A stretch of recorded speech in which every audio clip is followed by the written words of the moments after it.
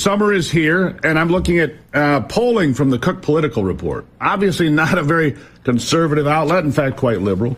And across the board, they say Donald Trump is winning more when there's 5 people in the race, like Robert F. Kennedy Jr.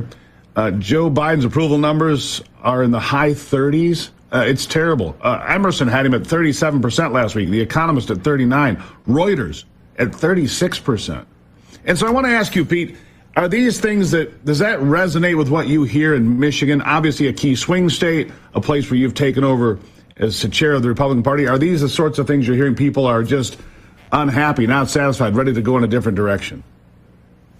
It really depends, Steve. If you're talking, it depends on who you're talking to. If you're talking to Democrat operatives, obviously they're trying to change the topic. Gretchen Whitmer spending all of her time and her advertising dollars talking about abortion, as is the rest of the Democrat Party. But that issue doesn't play in Michigan. If you're talking to average, everyday voters, they're talking about it's the economy, stupid, going back to 1992. It's the same thread. They're getting hammered when they go to the gas pumps. They're getting hammered when they're buying groceries.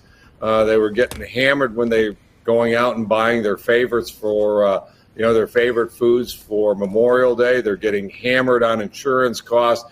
They've had enough. Yeah, they get hit at every turn, Pete. You're exactly. And something the Democrats have not spoken about. They've kind of lost this talking point, intentionally so.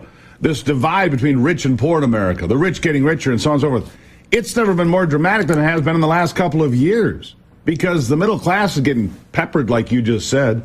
People on the lower rungs of the income ladder really getting hit hard. And yet those at the top keep amassing more and more wealth. The stock market at 39 and 40,000 just builds wealth for those at the top. Democrats don't talk about that anymore, do they? They don't want to talk about that at all. The average person on the street, and you're exactly right. Those of us that have built up retirement accounts over the last number of years, we're doing fine.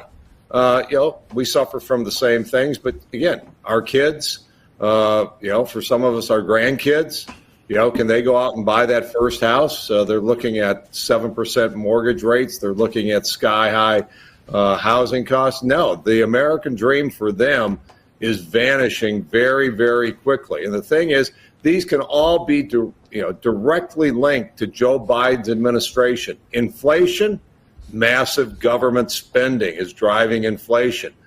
Energy costs, remember what he did on day one? I'm going to get rid of the Keystone Pipeline. He did send a shockwave throughout the entire economy that said, this is a president that's going to declare war on fossil fuels for the next 4 years. And so far, he's 3.5 years into his administration, and that's exactly what he has done. He promised us higher fossil fuel costs, and he gave them to us. And he doesn't care because he thinks if we're going to pay more at the gas pump, more of us will be sucked in by this, this vision of his, this dream of his, that we're all going to be driving electric vehicles.